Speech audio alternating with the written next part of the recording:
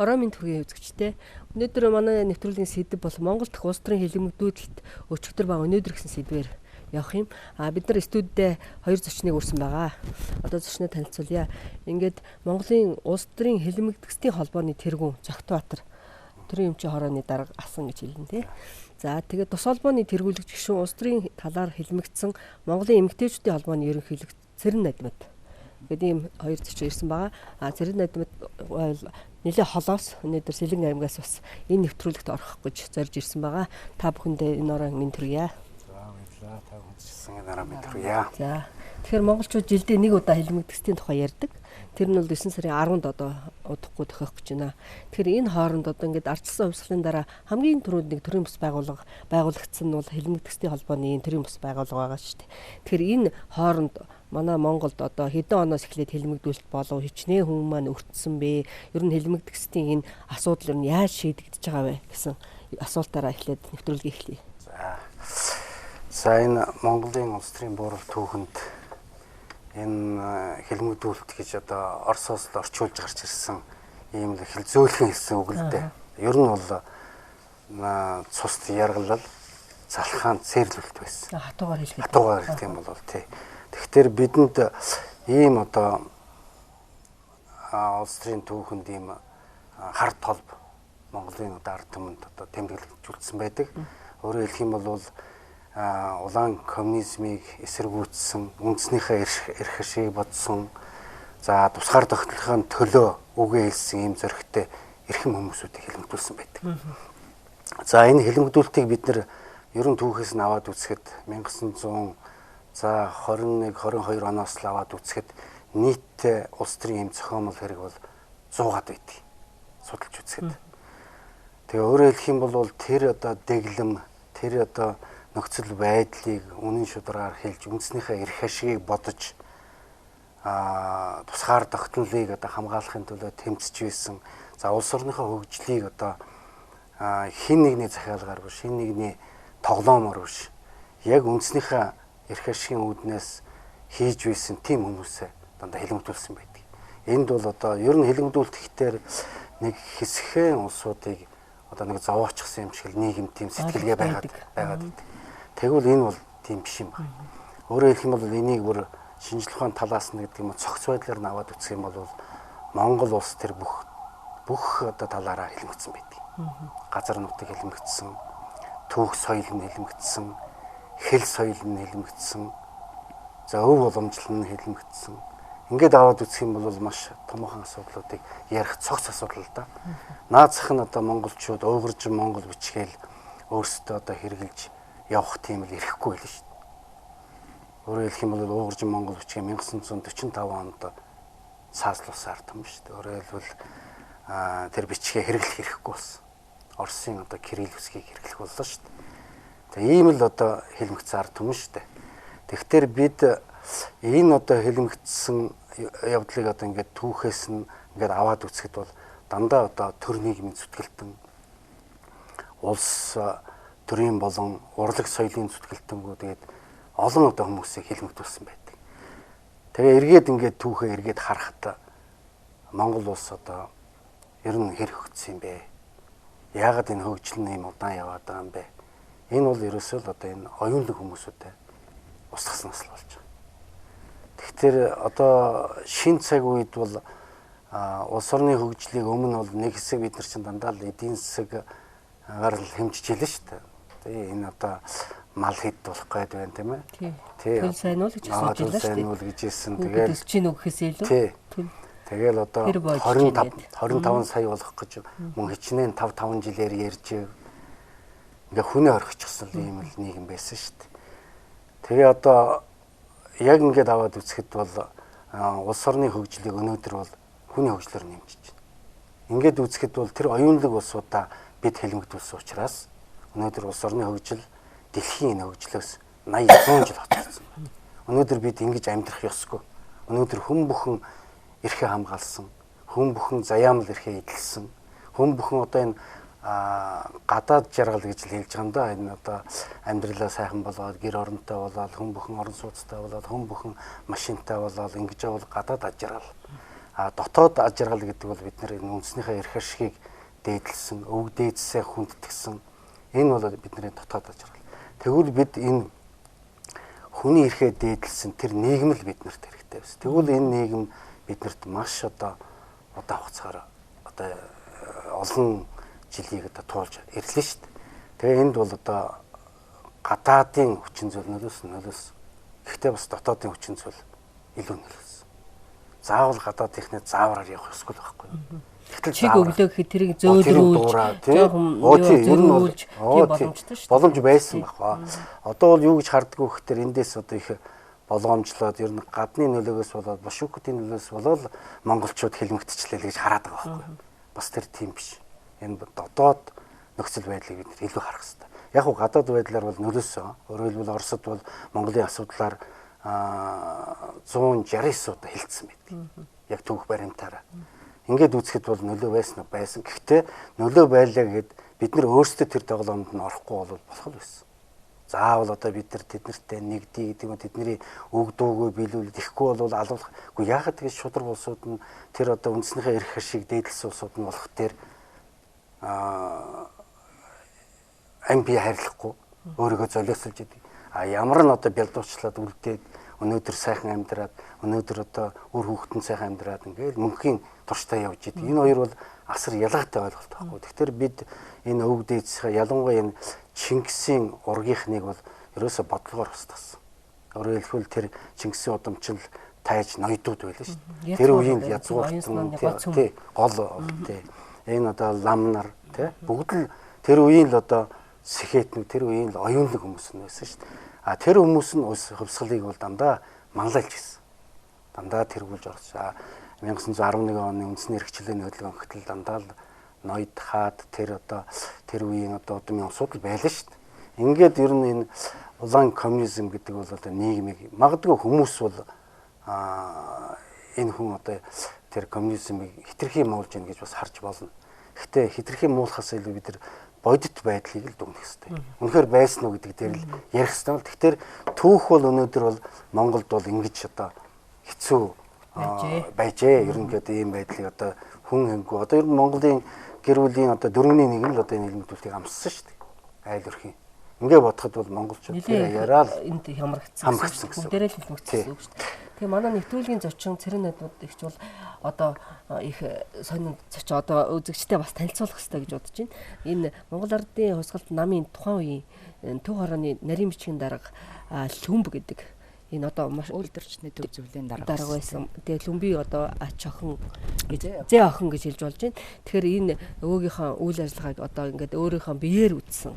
Яг амьдралаараа туулсан хэлмэгдүүлэлт гэж юу юм? Тэрний ард байгаа ээж аав нь тийм ээ, ард байгаа эмэгтэйчүүд үр хүүхэд нь яаж зүдэрч явдгийг таавал биеэрээ туулсан хүний нэг ээ. Тэгээ эмэгтэйчүүдийн улс төрийн талаар хэлмэгдсэн Монголын эмэгтэйчүүдийн холбоог тэргүүлдэг юм байна. Тэгэхээр яагаад яг заавал эмэгтэйчүүд гэж та энэ холбоог ингэж төв холбооноос ингэж тусдаа ингэж байгуулсан юм бла. Энэ дэр юм ер нь бол одоо нөгөө эмэгтэй эрэгтэй гэдэг одоо ингээд нөгөө гендер мендер гэж ярьдаг шүү дээ одоо. Гэтэл би миний одоо эмэгтэй хүний зүгээс одоо харж байгаа миний хараанд бол эмэгтэй хүн энэ улс төрийн хэлмэгдүүлэлт гэж хэлээд байгаа энэ хар түүхийн одоо жинхэнэ амьд одоо жинхэнэ биеэрээ тулсан амьд гэрчүүд байхгүй юу? Одоо жишээлх юм бол Лүмб гэж одоо энэ миний үгэн авалтаа энэ намын төв хорооны нарийн бичгийн даргаар дөнгөс сонгогдож байж байхдаа энэ зураг нь байгаа юм.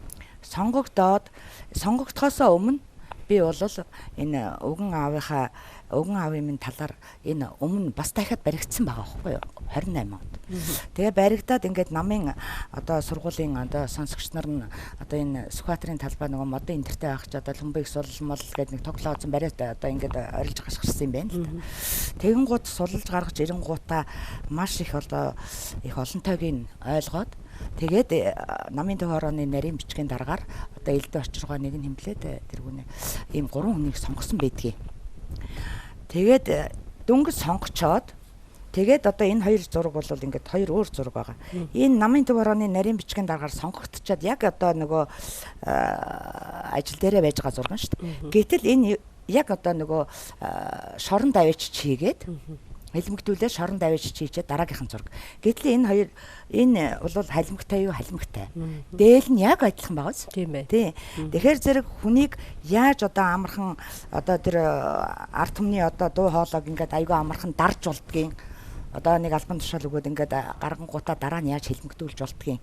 Тий, ийм л юм байгаа юм.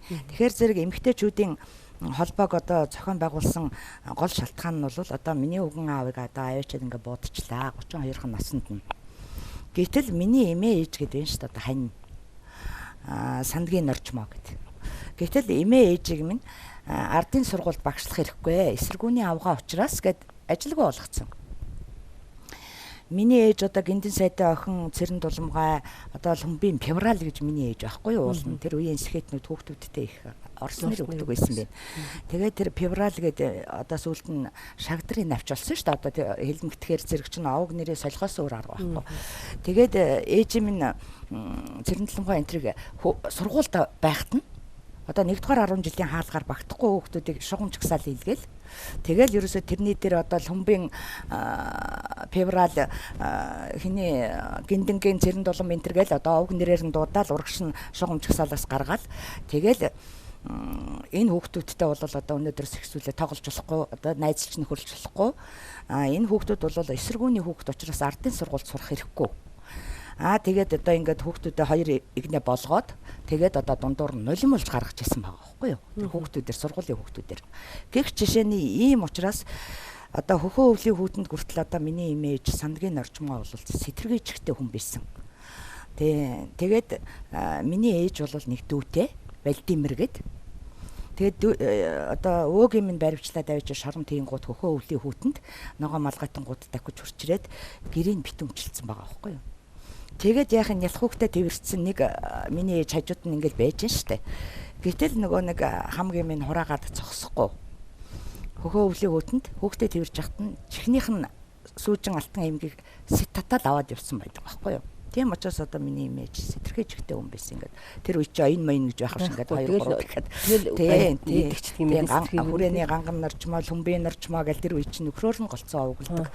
Тийм байсан. Тийм учраас миний ээж одоо сургууль соёл боловсралгүй болсон.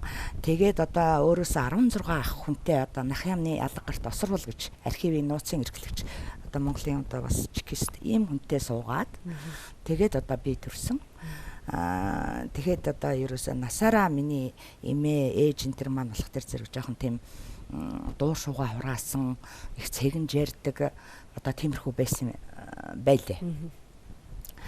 Тийм учраас би ерөөсөө энэ эмгтээчүүд жинхэнэ хэлмэгдүүлэлт гэдгийг жинхэнэ одоо биеэрээ амьдралаараа нэр төрөөрөө одоо тийм ээ бүх зүйлээрээ одоо гашуун тэр зовлонг туулсан байхгүй юу.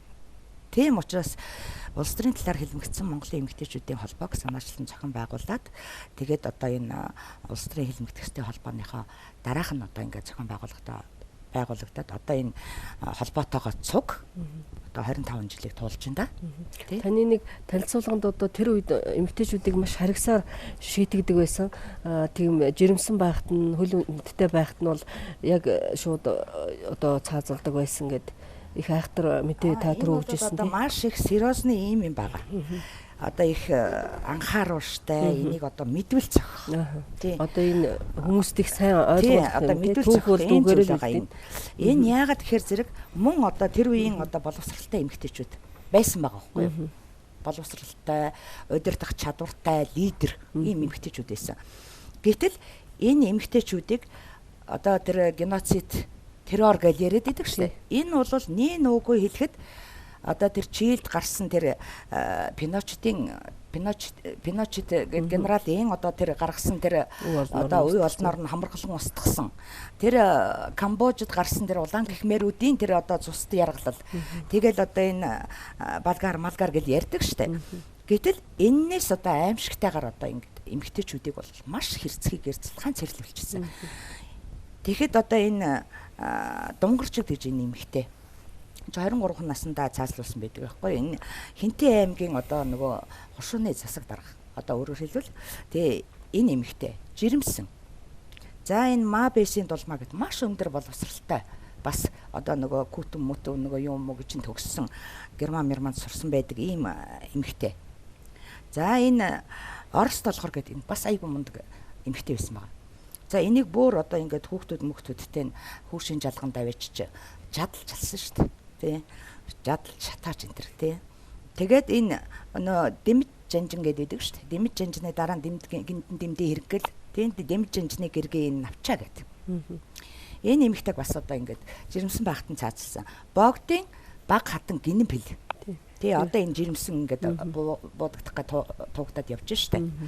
За ингээд цаацлаад ингээд эмэгтэйчүүдийг бол ингэж харгислан. Тэгээд одоо шоронд одоо хүчин дүүлээд үр зулбсан одоо тэгээд энэ хэлмэгдүүлж исэн энэ нөхдүүд нь өөрсдөө одоо эн чи байгаа штэ. Эн чин бодит эн чин түүх штэ. Энэ бол одоо бас 60-70-аад оны үед нэг бас хэтний төрөгдлөөр хэлмэгдсэн эмэгтэйчүүд байхгүй. Нөхрийг хэлмэгдүүлчихэд өшөө дээр нь газар нутаг заачаад өр хүүхдийн хань ижлийн цуг одоо бас хэлмэгдүүлж байгаа. Энэ дээр манай тэргүүлэгчийн ээжин хүртэл байгаа. Энэ төмөр дарханд одоо алуулдаг төмөр очиргоон гэргээ нэмж бадгархай байна. Монголын одоо социологч одон орон судлаач эрдэмтэн ийм эмэгтэй. Энэ лоогоосгоон гэргээ, нямбуугаан гэргээ гэдэг манай эмээж хүртэл одоо сандгийн орчмоо гэдэг энэ байж байна. За ингээд ард талд нь болж адилхан хэлмэгдэж зовж өдөрж явсан юм байна. Зовж яг давхар одоо 5 хүүхэдтэй бол 5 хүүхэдтэй цуг ялалж байгаа байхгүй нэг тогтоолоор гэсэн үг шүү дээ. Тэгэхэд одоо энэ хэлмэгдүүлж исэн улсууд нь энэ шүү дээ. Тэр үйлдэжсэн хүмүүс шүү дээ.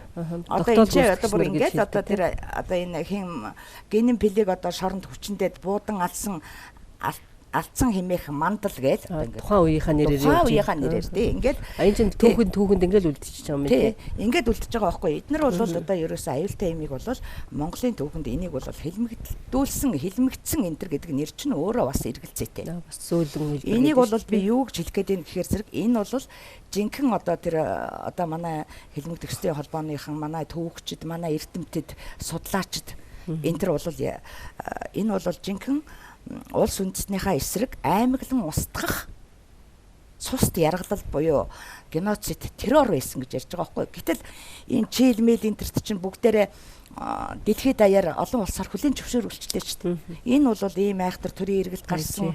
Энэ бол одоо үнэхээр одоо улс төрийн одоо айхтар одоо геноцид террор байсан юм а гэд. Тэгвэл Монгол яагаад энийг хэлэхгүй байгаа? Тий. Гэтэл энэ юундаа байна гэхээр Монголын бас л төрийн завхралт байгаа. Өөрөөр хэлэх юм бол түүх судлаачид одоо хэлмэгдэл судлаачид эцэг эхээгээ судлах гэж байгаа хүмүүс яваад очих тэр зэрэг 70 өнөө архивынх нь хууль нь болох тэр 70 жилийн дараа энэ төр унших хэрэгтэй. Хүн ч одоо юу хэрэгээг үү? Тий. Одоо тэгээд архивынхаа хуулийг сэнжлэх хамааралтай гэж болчдөг юм. Тий.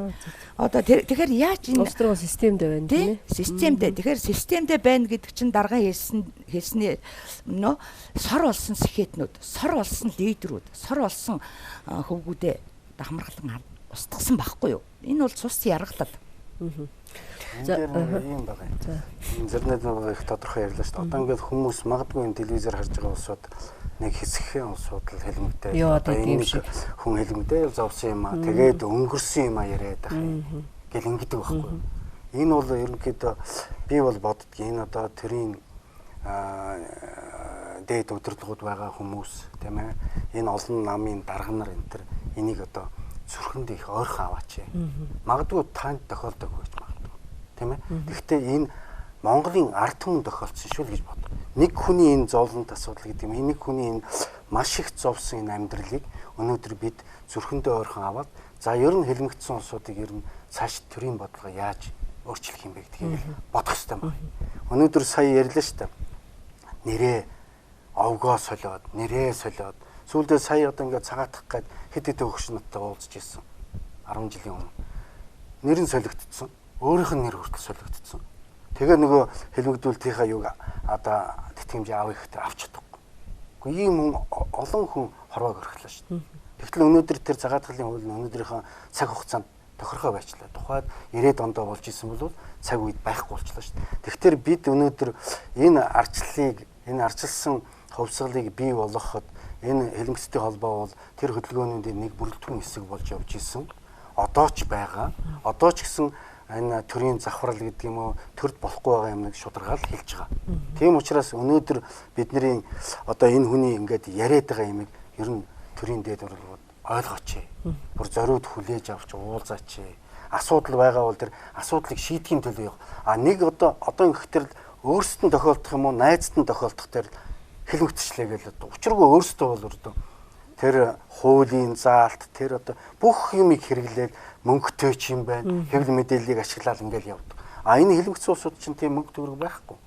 Зүгээр өөрсдийнхөө л одоо та нарын сэтгэл гаргасан телевиз хэвлэл мэдээллийнхэн өрөх юм бол оролцсон. Тэрнээс одоо хэн нэгэн одоо би 2010 онд бүх телевизүүд сонин хэвлэлийнхэнд алуун тоо хөргүүлж ирсэн.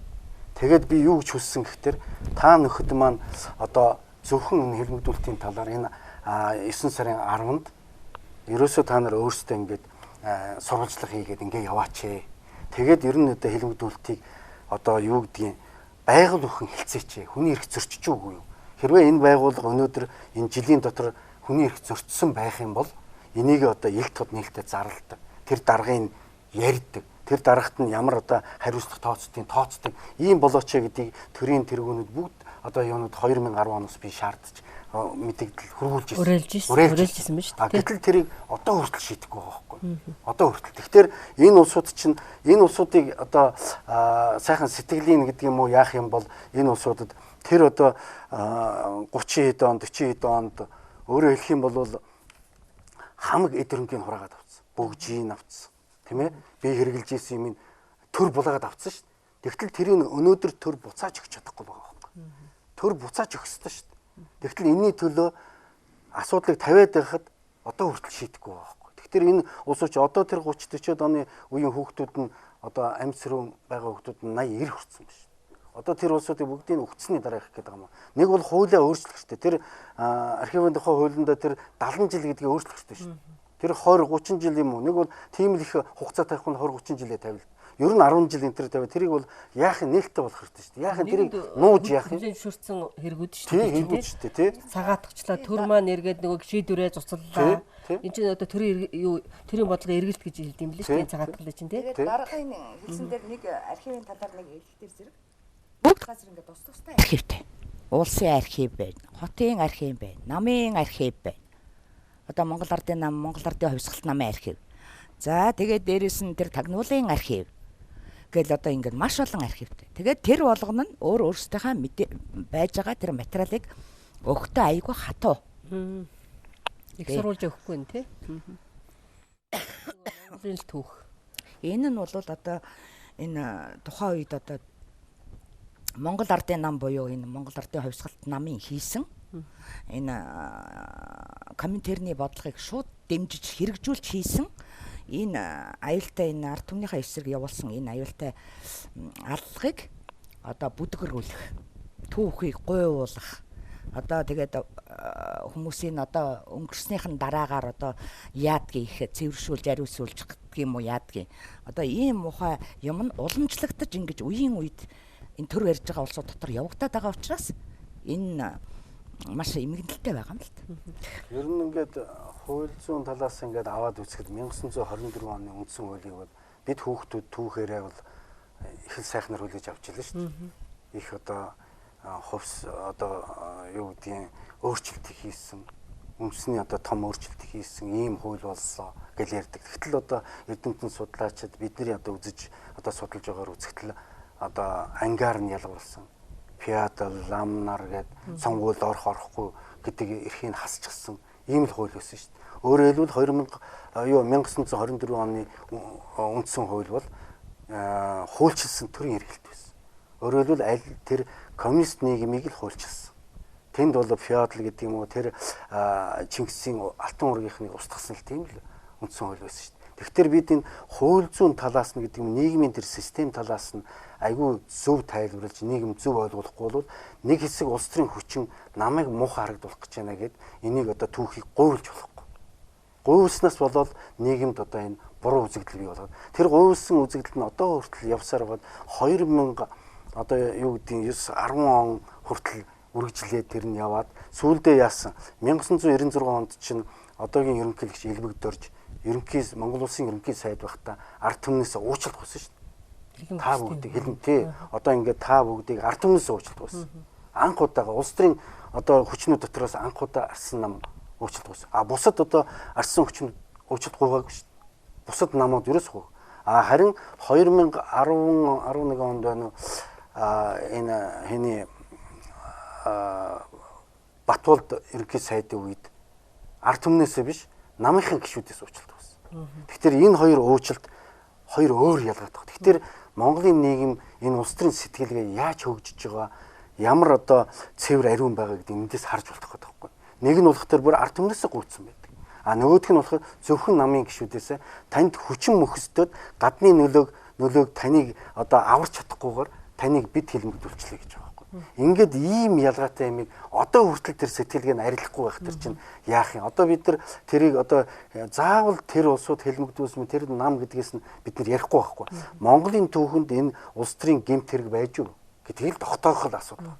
Тогтоогод цаашаа зөв явах. Ойлголттой нэг болох. Таны хувьд бол аав нь бол 64 онд намын эсрэг бүлэг гэдгийг хэл сэргээр бас хэлмэгдсэн байгаа шүү дээ. Тэгэхээр энэ холбоог бас тэргүүлэх шалтгаан ч гэсэн энэ юутай холбоотой баг. Ер нь тэр талаар та нэг яриад байгаа чи. За энийг одоо би давчгаал хэлье. Ер нь одоо энэ 1950 60-аад оны үед бол Монголын шинэ үеийн сэхэтнүүд төрж исэн үйл дээ. Өөрөөр хэлэх юм бол би бас судалж үзчихсэн л да энэ 30 40-од оны үед тэр том дарга нар хийж ирсэн тийм ээ.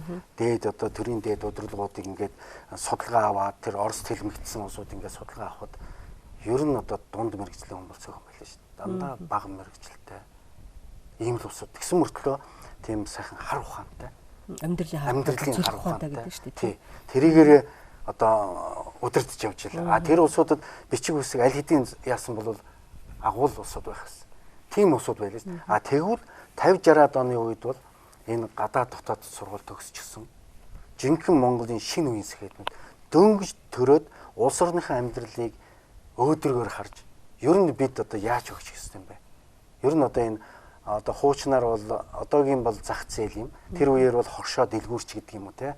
Би даасан. Тэгээд гадаад орноос өндөр хөгжилтэй Герман, Франц одоо Америк орнуудаас техник технологи одоо шинжилгээг оруулж ирье. Ганцхан улсаас бид нар хараат байна. Орос улсаас хараат. Тэгээд эндээс одоо хуучин 50-аад он 40-од оны техник хэрэгжилж байна гэгээд тэр шүүмжил нь л одоо энэ улсуудыг шалтгаан болцсон.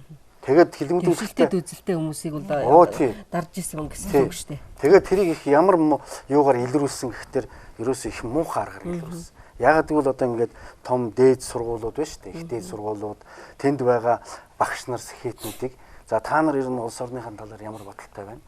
Шүүмжилтэй юм бол илгэн далангүй яри гэж хаад яриулж байгаа тэгээ хэлмэгдүүлсэн. Бүр нээлттэй яриулж байгаа. Нээлттэй яриулж байгаа. Тэгэл намынхаа урлаар намынхаа урлаар хэлцээл тэгэл нэг улсуудаа хэлмэгдүүлээд эхэлсэн. Тэгээд ерөнхийдөө тэр улсууд бол ер нь их нээлттэй ардсан бас тэр үед ч бас урд нь Чойулсан энэ ч юм бол орон нутгаар их явдаг улсууд байсан биз дээ. Чойулсан гоч. Тэгэхээр тэр орон нутгаар их явдаг арга барил нь өөрчлөгдөөд зөвхөн одоо ширээний ардаас удирддаг ч юм уу энэ энтрийг бас шүүмжилсэн байгаа. Тэгэхээр тэр энтер дурууцж шүү. Тэр чинь бас эрүүл шүүмжлүүд дээ. Тийм эрүүл шүүм. Тэгээд энэ энтрээс болж ижил ийм хэлмэгдүүлэлт гарсан учраас энэ хэлмэгдүүлэлтэд бол одоо би ч өөрөө бол 40 мөрхтэй хөгдсөн шүү дээ. Тэгэл дөнгөж л одоо сургуульд орос сургуульд 1-р ангид ороод тэгээд сургуулаасаа шууд хөгдсөн шүү дээ. Одоо би чинь 1-р ангийн боловсролгүй юм шүү дээ. Тэгээ би шууд 2-р ангид орсон. Шууд үсрээл тий.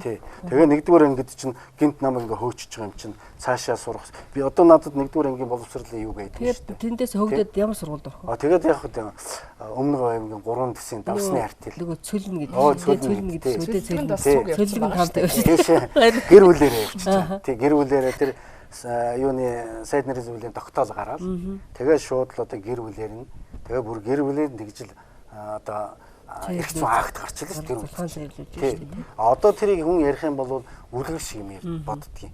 Тэр бол хизээч явах. Намайг анх удаа би барахтаа бол тэрийг дуурдаггүй. Ер нь дуурдаггүй байсан л хөвгөлтэй. Тэгсэн чинь нэг удаа дуурсан чинь л ерөөсө тийм явдал хизээч байхгүй. Та бол худлаа ярьж байна гэж бүр тэгж аль хотоос юу Эрдэнэт хотоос үлээ дархнаас ч үлээ нэг хүн тэгж бүр цагтлагдсан байсан шүү дээ. Ингээд ирэхдээ үйл явдал манад болоогүй та бол бас дэндүү хэлж ийн л гэж байна шүү дээ. Одоо бидний байгаа үед нь энийг ингээд архивлаад гэдэг юм уу? Тий одоо түүхээр үлдээгээд баримтат кино болгоод ингээд явах боломж байгаа байхгүй. Тиймийг одоо хүртэл хийхгүй л байна. Тий. Тэгэх юм бол нийгэмд маш бодиттой очно. Яг хувь хүнийхээ юмыг өшөө яриад байх юм бол би ичнэ юм. Саяхан би одоо эсэргүүд аш намжилгээд аавынхаа тухай нэлээд томоохон ном гаргасан. 2-3 бүлэг одоо ном гаргасан. Тэгээд тэр номон дээр бол манай гэр бүлийн түүх юм шиг тэр түүх нь нутаг орны тийм ээ манай аав чинь Доронтой аймгийн Булган сумын харьяат юм хүн байсан. Тэгээд Булган сумын түүхийг давхар оруулж өгсөн. Тий. Тэнд одоо Булган сумаас ямар албартангууд төрж юу, анхны тээврийн яамны сайд, Шахтрын ууган мастер, анхны Улаанбаатар хотын захирагч Монгийн баяр гэдэг ингээд түүх бүгд орсон. Удам мухсаа бүгд тийм оруулсан. Ийм түүхэн ном үлдээсэн. Тэр бол Монголын нэг одоо түүхийн нэг хэсэг орж тий. Тэр чинь л одоо 60 хэдэн оныг л одоо бүгдийг л өгүүлчих юм л да. 60 50-аад он. Тэгэхээр манай Зөв Монгол нэвтрүүлэг орон даяар шууд дамждаг. Тэгээд 1919-45-аас 408 цогсоос иргэдээс бол асуулт ирж байна. За тэгэхээр Сүхбаатар аймгаас Баатар чулуун ингэж асууж, Лөмбийн хэрэг толбогдсон хүмүүсийн нэрсийг хэлж өгч боломжтой юу? Ер нь ямар хүмүүс ингэж хоморгонд нь бол хамтарч ингэж хэлмэгдсэн болоо гэж асууж байна. Яаж вэ? Тий та яг хөө. Тий энэ Лөмбийн хэрэг бол их онцлог л доо. Ер нь одоо хэлмэгдүүлэлтийн бас их оргил үеийнх нь л хэлмэгдүүлж. Удирдгал хэсэг гэдэг юм лээ. Одоо хэлмэгдэл эхлэл гэдэг том хэлмэгдэл. Энэ Төмгөө бол ер нь хувь хүнийхээ хувьд их зарчимж, их шудраг, тэгээ бас их үгээ их зоригтой хэлждэг, хин нэгнээс айдаггүй ийм одоо хүмүүсүүд нь дур тутал дээр тэгж үлдсэн байдаг. Өөрөө ч гэсэн яг хэлмэгдээд Орос руу ингээд богоонд явж байхдаа хэлсэн байдаг. Тэгээ нах юм одоо хүнд. За ер нь бол би яг хэцүү юмд орчлоо. Яг намайг бол зүгээр би өөрийгөө бодоод тэ юмаа хүлээж ийн гээд ингэх юм бол би өөрийнхөө дэрэгд байгаа өчнөө хүмүүсийг чирэх юм байна. Би тэгж чадахгүй. Өөрийнхөө хар толгоогоор дуусъя гэж хэлсэн байдаг. Тэгтэр нэлийн их зоригтой хүн байхгүй. Хэр баргийн хүн гэж хэлв. Тэгээд одоо хэлвэгцсэн байдаг шүү дээ. Тэгтэр энэ хүн бол өөр хангаа. Гэтэл энэ хэрэг нь бол бүрээдүүдийн хэрэг. Энэ үс хэрэг нь үү? Тий, одоо өөрөөр хэлэх юм бол одоо бүрээдүүдийн чинь одоо энэ 1920-ад оны үед чинь бүрээдийн хинүүдл наашаага Монгол одоо нутг руу явсан байдгийн шүү дээ. За энийг зогсоохонд бол тэгээ Оросын одоо большевикууд тодорхой бодлого гаргаж иж зогсоох ийм шийдвэрийг гаргаж нааш нь одоо хандсан байдаг Монголд. За энэ үед бол бүрээдүүдийн энэ асуудлыг хариуцсан бол Лөмгөө байсан. За Лөмгөө энэ дээр бол нэлээд хатуу зарчимтай байсан. Бүрээд зон олноо хамгаалсан. Ер нь энэ улсуудыг одоо ер нь Монгол чөлөөт орох хэвээр тий газар нутгаа энд одоо Монгол газар нутаг дээр амьдрах хэвээр энэ улсуудад бүх боломжийг олох хэвээр гэдэг тал дээр хатуу байсан. Тэгээд энэ зохиомол хэрэг болсон. Өөрөөр хэлэх юм бол тэнд одоо Хинтээ аймагт байсан одоо тэр аюулаас хамгаалахын тий аюулаас хамгаалахын ажиллаж исэн хүмүүс энд орчиж байгаа юм л да хамрагдаад. Тэгээд нэг одоо тэнд худалдааны төлөөлөгч байсан хүний гэр бүлийг авахын тулд авч суухын тулд тэр хүнийг буруутгаад тэндээс эхлээд хэргийн үндсэн тэгээ гарчиж. Тэгээд тэрэн дээр хомголоод ерөнхийдөө Лөмбийн хэрэгт чинь 1500 гэж тий 503 хамрагдсан байна. Нийт энэ одоо чирэгдсэн гэсэн үг шүү дээ. Чирэгдсэн гэсэн үг шүү дээ. Бүрээдүүд багхгүй. Тэгээ бүрээдийн зарим сумдууд чинь эрэгтэй улсууд нь баг ховорцсон шүү дээ. Тэгээ ийм л аимшигт. Тэгэхээр бид бол бүрээд зон олныг бол бүр аймаглан устгасан. Энийг бол одоо бид нар одоо хүртэл хүлээж чадахгүй. Энэний төлөө бол одоо манай холбоо бол олон жил явж байгаа. Энийг тогтоохын тулд дээш шүүхэд ер нь одоо энэ асуудлуудаа тавиад шийдвүүлж чадах юм. Бидний өмнө ажиллаж исэн ахмад хүмүүсэнд маань 90-ад оноос эхлээд одоо би бол 2009 оноос энэ ажлыг авсан. Тэр хүртэл хөөцөлдөж чадаагүй. Би өөрөө өнөөдөр хүртэл хөөцөлдөж чадахгүй байгаа байхгүй юу? Тэгэхээр бид одоо энэ хэлмэгдүүлэлт гэдэг бол үнэхээр аимшиг юм байсан. Ерөөсөө хөмб гэдэг хүний нэр дор та бол хөмбтэй холбоотой гэдэг асуудлаар ерөөсөө тэгэл шууд л тэр усуудыг тулгцсан. Тэгээд тэр дандаа тамлж байгаа байхгүй юу? Тийм өндөр хөлн одоо хөрөхгүй тийм ширээн дээр суулгаж тамлж байгаа юм. Тэр зодож байгаа юм. Заримийнх нь ирүү шүүдийн моц өгч байгаа юм. Энд чинь бол ер нь бүр хүлээлгэхийн тулд өстой 9 жир. Одоо ч гэсэн нэг Вишневскийн онлоор хүнд ингээд хэргийг энэ гимт хэрэгтэн гэдэг тулгаж ягаад хүлээлгдэг юм л юм яваад байгаа байхгүй. Тэр нь одоо хүртэл үргэлжлээд яваад байна. Технологи яваад байна. Тэгээд даргын ярьсан дээр яг угаан аавынхаа тухай нэг юм нэмж хэлэхэд миний угаан аав чинь 33 оны 7 сарын 10-ны өдөр цааслагдсан байдгийг. Тэгээд энэ бүх энэ давтамж үйл явц өөрөө одоо Монголын төр өнөөдөр тэгвэл дандаа 7 сарын 9 10 гэл наадам төгөхөр ямар нэгэн бузар булаа одоо тогтоол шийдвэр хууль гэсэн гуйлуудыг машиндж гардаг байхгүй юу. Тэрийг давтагдж. Тэгээд давтагдж. Тий, нөгөө яагаад тэгэхээр зэрэг нөгөө ургамлаар бол хөрсийн тавьдсан тэр одоо цусан далаагаар хөрсийн тавьдсан хилмигдүүлэлтээр хөрсийн тавьдсан тэр коммунист тэр үзэл бодол нь одоо үрийн суулгацсан юм чинь тэр чинь соёолол ургаад ахаас өөр яах юм? Ургамлаар бол тэгэхээр өвгөн аав минь 33 оны 7 сарын 10-нд цаацалчаад энэ их хилмигдүүлэлт бороод улсуудын эсрэг энэ юм нь хизээ гарч ирсэн гэхээр одоо тэр нах яамны савхин диван дээр нэг сургагч нэртэй нэг комментэрний нэг одоо би бол алуурчин л гэж хэлнэ. Тэр нэг нөхөр суучаал тэгэл за одоо энэ бородуудыг яах вэ? Тэр бород хүмүүс дарга түр хэллээс 20-од оны үед гэж. Октябрийн хувьсгал Оросд гараад тэгэл нөгөө нэг жоохон хөрөнгө чинээлэгтэй Малтай хуйтай тэр бород улсууд чинь дөрвөөд Монгол руу орж ирсэн байхгүй хинтээ дорнод Сүхбаатараар. Орж ирж сууршихт нь намын төв орооны нарийн бичгийн дарга байхдаа миний өвгөн аав хинтээ дорнод Сүхбаатараар ажиллаар явсан байхгүй. Гэтэл нөгөө сургагч юу гэдэг вэ гэхээр зэрэг энэ бородууд чи эсрэг ерөөсөө энэ лүмбийн хэрэг гэдэг нэг сайхан идея байна шүү дээ. Тэгэхээр зэрэг л одоо нөгөө бородууд чи эсрэг чи лүмбийн одоо Япон тагнуулын ажиллагаанд оролцсон гэл. Ингээл бород үндэстний хүүс тэмтэрсэн зарим одоо газар суманд бол одоо хонь гаргах хэрэгтэй хүн олдохгүйсэн гэж байгаа шүү дээ. Тэгэхээр зэрэг энэ бол ер нь Монголын төр өнөөдөр голтол ямар давтамжтай байна. Түрүүн дарга ярьлаа. Энэ пиадл учраас сонгуул өгөхгүй энэ одоо хөрөнгөтөн учраас тэгнэ гэд ингээд ангилж исэн биз дээ дотор нь. Өнөөдөр тэгвэл Монголын төр бас ангилж штэ. Бид нар харахгүй байгаа юм уу? Бид нар тэнэггүй. Яаж ангилж яах гэхээр сургуулийн хүүхдүүдийг автобусанд 200 төгрөгөөр явуулна гэж. Гэхдээ тэгвэл сургуулийн хүүхд чинь ядахтаа оюутан шиг 70,000 төгрөгийн тэтгэлэг байхгүй шүү дээ. Тэгэхээр зэрэг сургуулийн хүүхдийг хөөх юм ингээд үн төлбөргүй явуулаач гэхээр зэрэг энэ төр засагч хөдлөхгүй байгаа шүү дээ. Гэхдээ бүх юмд нь халт тавиа ийцэн. Тэгээ дээр номоо шахан одоо янз бүрийн юм байна шүү дээ. Засварын мөнгө, тэрний мөнгө гэдэг. Дандаа ард түмний кармаас ихсэрнэ. Тэгэн гута одоо оюутнуудад хайр зарлцсан. Яагаад гэвэл одоо оюутнууд 1000 төгрөгөөр суух юм бол толооно хадгалаарай. Дараа нь олгоноо. Энд чинь юу гэж байгаа гэхээр зэрэг нөгөө балиар юм да. Сонгуулнда. Яагаад гэвэл сургуулийн хүүхд бол сонгуул өгөхгүй. Оюутнууд бол сонгуул өгнө. Одоо ч нөгөө нэг тэр дээр үеийн тэр хилмигдүүлэлт улс төрийн хилмигдүүлэлт чинь зүсээ хувиргаад яг л адилхан замаар явж байгаа байхгүй. Энийг бол бид нар тэр нэг дээр үед нэг хідэн хүн одоо буудулсан гинлээ хідэн лам одоо ингэсэн гинлээ одоо хинтэд орнд Сүхбаатарын голцоо хилмигцэн гинлээ хідэн сэхэднүүдээ ингэсэн гинлээ гэж бодох юм байхгүй. Өнөөдөр ч бидний амьдралын улс төрийн хилмигдүүлэлт байсаар байгаа. Тий.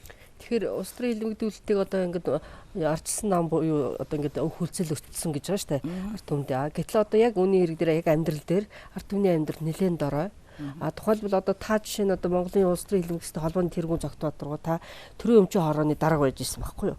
Ер нь бол танай намын л өнгөштэй арчил таавал арчил намын гүйцэтгэх зовчооны гишүүн хүн байгаа. За тэгэхэд би таны үг ингээд судаллаа л да одоо ажиллаж исэн, амьдарч исэн бүх ингээд урьдчилан одоо нэвтрүүлэг бэлтгэхдээ тэгээд 50 жил таны аав ингээд гинт одоо төрийн одоо энэ хилмигдлэр халагдсан. 50 жилийн дараа яг тэр цикл дээр таныг халж байгаа байхгүй юу? Тэгээд нөгөө хилмигдэлгээд баясаад хилмигдэл шүүгээд өөрсдөө одоо ард түмэнд шоудадаас арчсан намч хилмигдүүлж байгаа юм шүү. Энэ чинь нөгөө орчин үеийн хилмигдэл бидний өнөөдрийн сэдв өчигдөр өнөөдөр гэж ярьж байгаа байхгүй. Бид нар өчигдөр байхгүй хөр өнөөдөр байхгүй. Урдах түүхээ мэдчихийж залж явна ш таашгаа. Тэр тал дээр та ярьж. Тий, ер нь бол энэ арчсан нийгмийг Монголд одоо авчрахад энэ хүмүүнлэг нийгмийг авчрахад мөн олон зуун жилийг зарцуулсан байна. Анх одоо Англи улсад 1215 онд энэ арчлалын их сурвалж болсон баримт бичиг гарч ирсэн. Магна харт гэдэг. Тэр баримт бичгээр одоо ер нь хүний эрхийг хамгаалсан ийм баримт бичиг гарч эрхчлөөний. Тэгвэл энэ одоо баримт бичгээс хойш үзэхэд л 780 жилийн дараа Монголд энэ эрхчлөө бий болсон. Улсууд энэ эрхчлөөг их хялбархнаар ойлгоод байна. би бол энийг маш үнцэнтэйгээр ойлгодог. Манай гэр бүл тэгээ Монголын ард түмэн бол энийг маш зовж авчирсан. Тэгэхээр эрх чөлөө гэдэг бол ардчлалын үнс зүйлс. Тэгэхээр энэ ардчилсан одоо нам бол ард түмнэр одоо цаанаас одоо ард түмний дундаас бий болсон ийм одоо улс төрийн байгууллага. Тэгэхээр би өнөөдөр мянган гишүүд гэдэг юм уу Монголын төлөө зүрх сэтгэлээ гаргаж ирсэн бүх хүмүүст одоо би талархах хэрэгтэй гэж бодож байгаа юм. Энийг одоо хэрэгжүүлж байгаа намын нялхсан өвчин гэдгээр хэдхэн улсуудын л одоо асуудал юм. Энийг бол одоо хариуцлага тооцож чаддаг бол тооцох хэрэгтэй. Ер нь бол тэр аль нам гэхгүй. Ер нь альч намын энэ удирдлагад байгаа энэ 20 хэдэн жил болсон альч нам энэ удирдлага бол энд холбоотой. Энэ ардчлалыг одоо гутааж байгаа гэдэг юм уу? Ардчлалыг одоо ер нь устгах гэж байгаа гэдэг юм уу? Энэ ардчлалын үйл хэргийг энэ ардчлалд бид нар жил одоо ер нь одоо өнөөдөр хүртэл суралцж байгаа шүү дээ. Өнөөдөр ардчлалч ингээл шууд бий болоод гэдэг юм уу дэгээг байгаа шүү дээ. Энд чинь ингээд цаашдаа явна. Тэгэхээр өнөөдөр бид нар энэ алдаагаа бид нар маш түргэн засах хэрэгтэй юм байна. Өнөөдөр одоо ингээд магадгүй төрөмчийн хороонд ажиллаж байхад би тодорхой ажлуудыг эхлүүлсэн гэж боддгийг. Би зүгээр нэг шоу маягаар ажил хийн гэдгийг бол би хүсдэг хүн л дээ. Манай зарим одоо лидерүүд бол шоунд дуртай. Шоугаар л ажиллаж. Үзүүлбэр үзүүлээл яваад байна. Тийм. Нэг бол одоо энэ тэнд одоо нэг одоо төрөмчт компани л юу 2-3 удаа чуулга уулзалт хийснийг л их л мундаг хийсэн гэдэг байгаа байхгүй юу? Жишээл шинжлэлийн засгийн газар үйлдэлтэй гэж л ярьж ирсэн шүү дээ. Тэрийг бол баримттайгаар бид нар ярих ёстой шүү дээ. Тэгтэл тийм улсуудаас ингээд агуулгын шинжилэл хийж байгаа. Тэр хууль эрх зүйн талаас тэр компани яагаад алдагдaltaгүй ажиллах ёстой? Ер нь төрийн өмчт компаниуд алдагдaltaгүй ажиллах ёстой гэдэг тогтолцоог бий болгосны төлөө би өөрчлөгдсөн гэж бодоод байгаа. Тэгээд тэнд засгийн газрын тогтоол гарсан. Тэр 100 дугаар тогтоол. Тэр 100 дугаар тогтоолыг гаргахад тэр тогтоолыг би бол эсэргүүцсэн. Өөрөөр хэлбэл тэрийг хэрэгжүүлээгүй. Тэгэл би өөрчлөлт. Зарчим дээрээ тогтцож. Тийм. Өнөөдөр Монголын төрнөх арчилсан сайхан хүмүүнлэг энэрнгүүс ямар одоо нийгэм байгуулж ийн гэж болоо. Эндүрч байгаараа. Эндүрээрээ бүх үйлс чинь энэ хилмигдэхстийн энэ судалгаа бүх түүхэн давтамж үйл явцтай яг агаар нэгэн адил явж байгаа байхгүй юу? Тийм. Ингээл шатлал явж идэг. Ингээл бидэнд тарагдахгүй ингээл үйл явц нэрус ингээл хортон авдар мэт байж л байдаг юм биш үү тий. Би тэгэхээр зэрэг хамгийн сүүлийн одоо албан тушаалын хилмигдүүлэлтэнд өрцөн л гэж ойлголоо. За иргэдээс маш их юунууд ирж байна асуултууд. Увс аймгийн Бачаргал Увс аймгаас ингэсэн энэ хилмигдэхстийн асуудлыг ярьж байгаа та энэ хүмүүсийг маш их дэмжиж байна. Хилмигдэхстийн хүмүүсийн үр удам нь байна. Та бүгдийг дэмжиж байна гэсэн юу ирж байна. Тэгээд хилмигдлийн үеийн анхны сайдын зээ охин байна. 10 гаруй жил хөөцөлдлөө 70 сая байг гэхэд жаахан ч гэсэн харж үзээч ядаж хилмигдэстийн тоог гаргаж өгөөч. Зогтбаатар та 11-10 төвд 7 хоног болгоны пүр гаригийн 10 цаг цугладаг цуглаанд ирэх боломж байна уу? Сүхбаатар дүүргийн 4-р хороо отхон ч юм гээд утсаа бүр өгсөн байна. За. Тий. Тэгээд энэ тий. За би энэ дэр хэлчихв. Тий. Тэгээд энэ ийм учиртай юм аа. Жишээлх юм бол одоо нөгөө тэргүүн ярьлаа шүү дээ. Одоо хилмигдэхстийн төрсэн үр хүүхдгээд одоо 2000-аад хүн байсан. Одоо бол одоо тэр надлан урчнангийнхаас одоо цөөрөл байгаа шүү дээ. Одоо та бид 3-ыг яриа сууж хагаад хин нэг нь одоо хорвоогийн мөнгөсийг үзэж байгааг өгүүлэхгүй. Тэгэхээр зэрэг энэ 70-80 нас хүрчихсэн энэ хөгшчүүл өнөөдөр бол үнэхээр харамсалтай. Эднэр хэдэн зуун тэр бумаар нь идэж штэ. Одоо сая долларыг авчиад тэр Швейцарын банкнд офшор дансан тэгэл мартчих штэ. Тэр мөнгөнийхөө тоог мэдэхгүй болсон байж тээ энэ дээр байгаа улсууд чинь. Тийм учраас энэ улсууд нь штэ зөвхөн нэг хөөрхий 1-2 өрөө байрал өсөж байгаа штэ. Тий. Гэтэл нөгөө жишээлх юм бол эцгийн алж хайчаад өмч хөрөнгийн хухай болтол нь хураач хайчаад тэгээд дээр нь ямар ч ажил төрөл хийхгүй болгочоод сургууль соёл сурахгүй болгочоод тэгээд ямар ичхгүй сая төгрөгөөр хүний амийг үнэлдэг. Хаан тийм үнэлэмж байгаа. Өнөөдөр хуруу ухамс хүртэл хэдэн төгрөгийн үнэтэй вэ? Хүн гэмтэйх. Гэтэл байна бүр оронгоор нь ингээд Монголын одоо 3 өргөх тутмын нэгийг ингээд гал голомтоор нь самарчаад тэгээд энэ улсуудыг ингээд нэг 2 хөрөө байр хүсэгт нь энийг өгөхгүй байх гэдэг энэ бол утгагүй зүйл. Эднэрээс өшөө бас хураагдсан тэр чинь өшүүхийн тогтоолн хүртэл өөрсдөд нь явж байгаа. Одоо хураагдсан эд мал одоо алт мөнгө торг дурдан дээл хувцас одоо сексүргэн дээл инээ тэрээд өчнөө юм хураасан шүү дээ. Тэгчээд энэ улсуудад ядахтаа одоо нүд анихаас өмнө Монголын төр энэрэнгүй төр хаа байна? Энэрэнгүй төр чинь тэгчээд тэр нэг 70 саятай 70 сая төгрөг эсвэл 2 өрөө байр эсвэл 70 сая төгрөгтэй тэнцвэрч мөнгөнд тусламж үзүүлээч гэсэн. Гэтэл би хэлмэгдлийн талаар одоо энэ холбоог тэргүүлээд одоо Зогтаатар даргынхаа тэр улс төрийн хэлмэгдэхтэй холбоотой ингээд 25 жил ажиллаж явхад энэ цагаатгалын комиссийн дарга гэдэг нэг айхтар хүн байна. Тэгээд нөгөө Монгол хуулинтай олох төр зэрэг ерөнхий сайд нь одоо цагаатах ажлыг удирдан зохион байгуулах комиссийн дарга нь явдаг. Их хурлын дэд дарга нь явдаг. Их хурлын дэд дарга. Гэтэл нөгөө их хурлын дэд даргыг чинь царайг байж таа 25 жил дотор хараагүй хөөе. Нэг ч удаа хараагүй. Ганцхан сая энэ шударга эвслийн энэ логийн цог гэж өөрөө хуульч хүн. Хууль зүйн дэд сайд явсан. Энэ хүн гарч ирснээрээ одоо дэд дарга боллоо шүү дээ. Баяр цогтод өгөх гэхэд баяр цогтаасан байхгүй юу? Цогтаасан. Би нүүрэн дээр нь чилнэ. Улаан цайн цогтаасан. Тэгэнгუут яаж юм гэхээр зэрэг Мегомбын колтод өгөх болохтаар бас цогтаасан. Ингэнгуут энэний өмнө нөгөө Нямагийн колт байсан байхгүй юу? Гэтэл эднэр болох төр зэрэг яадаг вэ гэхээр зэрэг дандаа улс төрийн хэлмэгдэхстийг бол нүдэнд орсон хог, шүдэнд орсон мах шиг үздэг. Тийм учраас энэ логийн цог гэдэг хүн гарч ирэнгуутаа хэлмэгдэхстийг хүлээж аваад энэ дуу танхимд уулзалт тэгээд комисс гаргаад тэгээд энэ хэлмэгдэхстийн одоо цагаатгалыг тухай хуульд нөхөн олгор болгох тухай хуульд одоо шинжилсэн өөрчлөлт оруулахаар хуулийн төсөл санаачлаа тэнцээ одоо прокурор дээд шүүх тэгээд одоо энэ хуульчд энэ төр бүгдээрээ одоо иргэний төлөөлөл болж миний бие хүртэл одоо ингэж оролцсон Зогтаатар дарга битээр ингээд оролцоод сайхан хуулиа бий болгоод логийн цаг дарагт оруулж өгсөн. Одоо өргөн барьсан. Гэтэл одоо болтол энийг яадгүй гэхээр зэрэг хөрөнгөний их усэр байхгүй гэд тэ ингээ явж байгаа. Гэтэл тийм шүү дээ. Дан шиг наадам гэд 560 сая төгрөг. Баяр зах сайд биш шүү дээ, тэ. Өөрөө одоо дэд дарга цагаатах ажлын одоо энэ комиссийг удирдах гэдгээ цугтж байгаа хүн чинь тэр хууль юу засгийн газраа хэлцэхтэр чинь бас л зайлсхийм шүү дээ. Энэ хүн бол хэлмэгдүүлэлтийг бол ойлгохгүй. Өөрөө бол магадгүй тансаг амьдсан байж болно. Хар багаасаа дарах хийсэн байж болно. Дардан явсан гэсэн үг. Тэгэл нэг жоох юм болох төр аав ээжээгээл үүлгнаал явдаг л байсан шүү дээ. Бид нар чинь эр улсын хувьд энэ цэргийн алба хаагаагүй улсыг бол би бол их хатуу ойлгодгийг. Ер нь бол нэг амьдрал үзээгүй л гэж ойлгодог. Тийм учраас энэ баяр цогт бай шийдлийн одоо энэ өмнөх одоо Алтан уугийн засгийн газарч бай, шийдлийн засгийн газарч бай. Үнэхээр одоо энэ хэлмэгдүүлэлтийн тал дээр, энэ хэлмэгдсэн улсуудын одоо эрх ашиг хамгаалсан тал дээр юу ч хийсэнгүй. Юу ч хийх ч юм бай. Хатуу хэлэхэд. Тийм учраас эдгээр хүмүүс бол ер нь одоо бид нарыг доромжилт дууслаа. Тий. Хөөж одоо энэ Монгол улсын ерөнхийлөгч өмнө нь одоо энэ цагаатах ажлын удирдан зохион байгуулах комиссийн дарга байхдаа бол нэлийн томох ажлуудыг эхлүүлсэн байдаг. Энэ хуулинд одоо өөрчлөлт хуулийг одоо батлуулах болон энэ одоо хэлмэгцлийн дурсгалын өдрийг бий болгох болон энэ хөшөөг бий болгох, энэ музейг бий болгох энэ томох ажлуудыг хийсэн байдаг. Тэр үед одоо ерөнхий нарийн бичгийн самбил норгоо гэж юм байсан.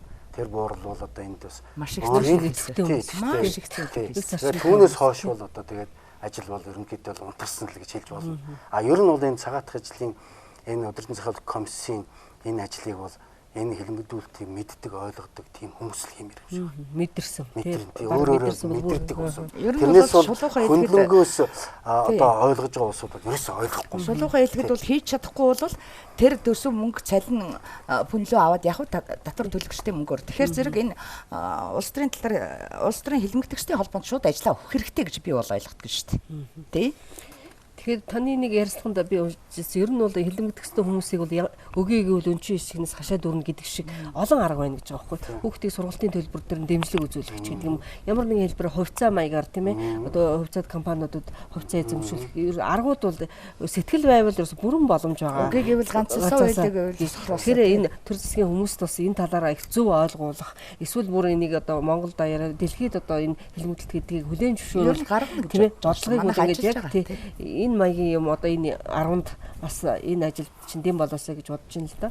Тэгээд иргэдээс бол ингэж ирж ин Сүхбаат сонгон найрхан дүүргийн Хөрлөбаатар тайж удамтай гэдгээ өвөг эцэг минь нууж байгаад өнгөрсөн. энэ юугаа удмаа нууж исэн гинэ.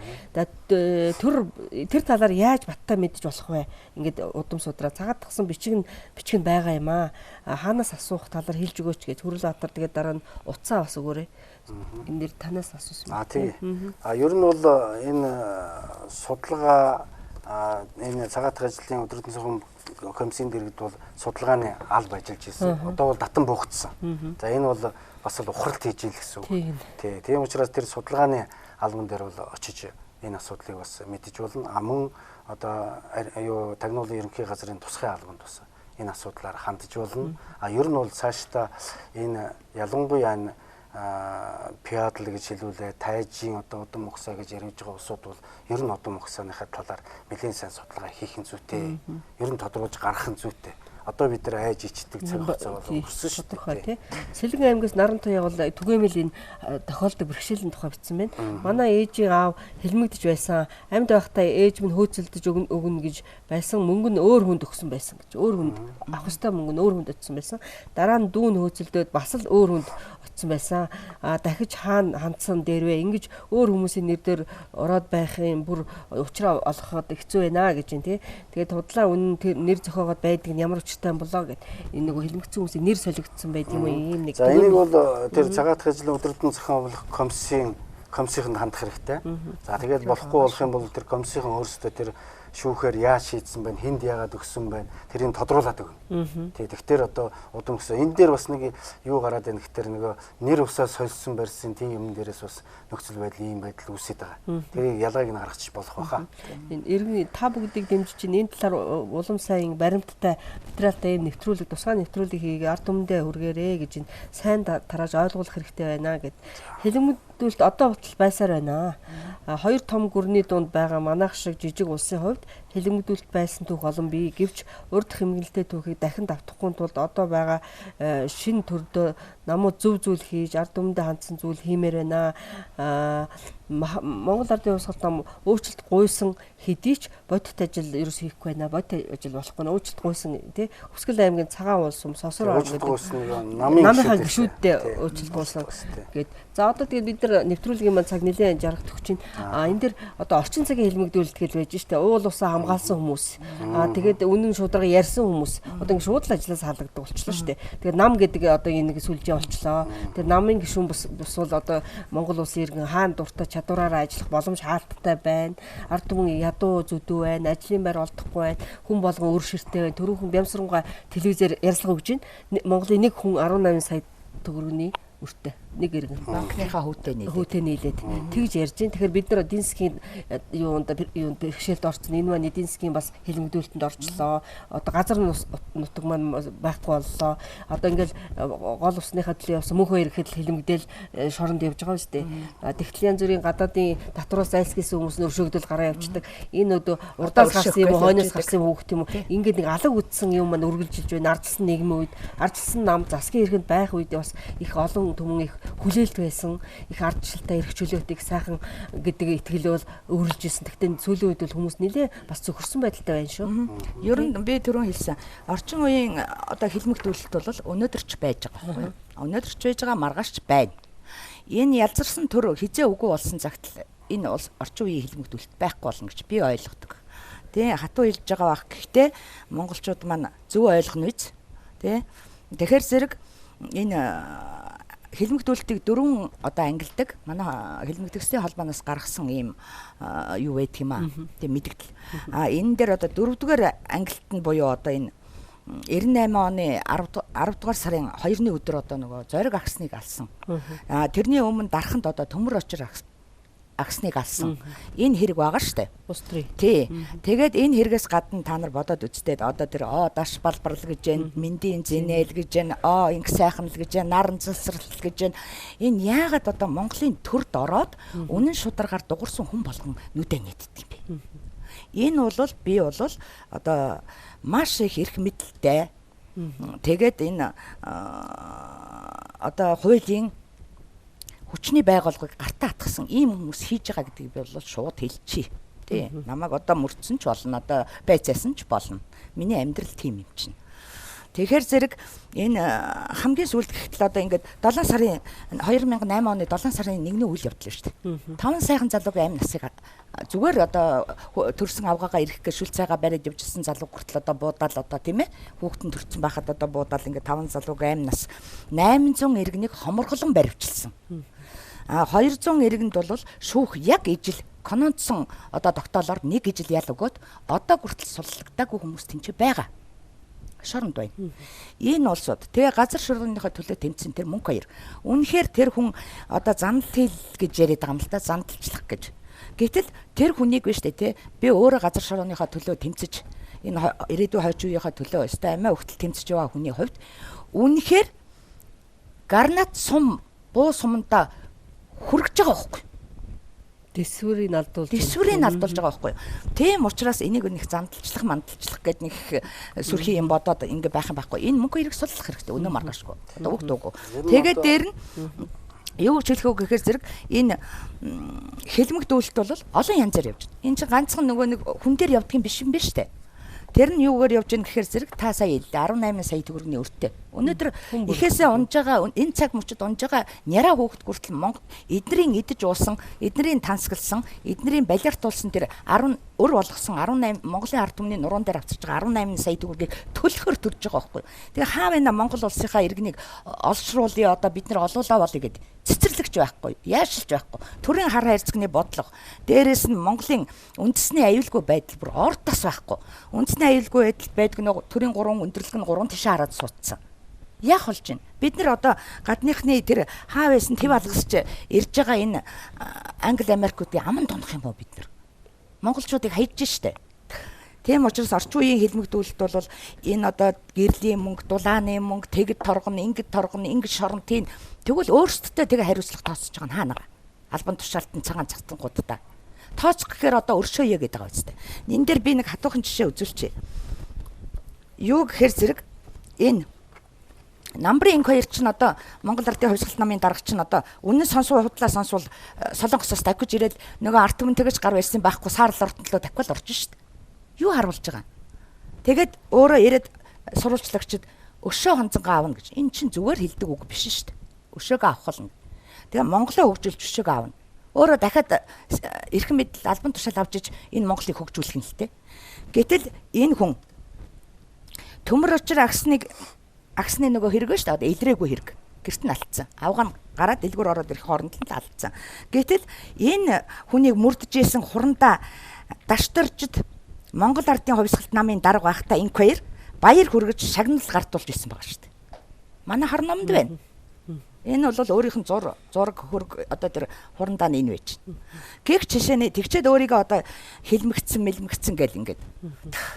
За тэгэхээр манай нэвтрүүлгээр ингээд найруулагч одоо нэвтрүүлэг жаргах цаг болчлоо гэж байна.